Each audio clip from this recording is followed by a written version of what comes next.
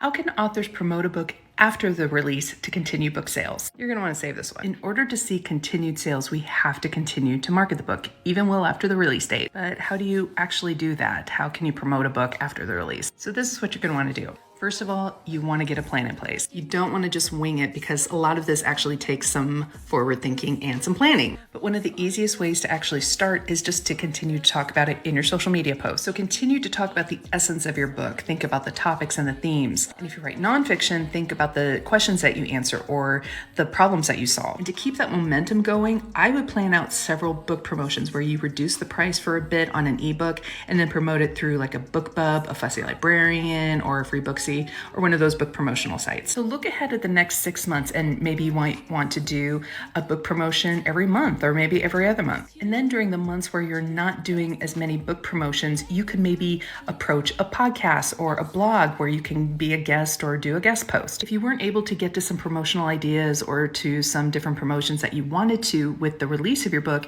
use the follow-up phase in the months following your book to use those promotions then. Remember, you don't have to use up all of your promotional ideas within your release week. So in the months following your release, those would be a great time to kind of sprinkle those in. And this would also be a great time to do some Facebook ads or some TikTok ads. When it comes to ads, you don't want to just throw them together and just kind of wing it. You're going to want to know the technicalities around how to actually run those ads, but you also want to know what is going to work within your copy and within your calls to action. So have a thoughtful and intentional approach behind your ads. The great thing is that once you have 2 or 3 promotions that you know do really well, you can create kind of a system and a cycle to have them go month after month. And this is also just a great time to test some things out. Some promotions might work and some might not, and that's okay. So if you've had some promotions that have worked really well, let us know in the comments so you can let your fellow authors know about them as well. And be sure to follow along for more simplified book marketing and social media tips specifically for authors and writers.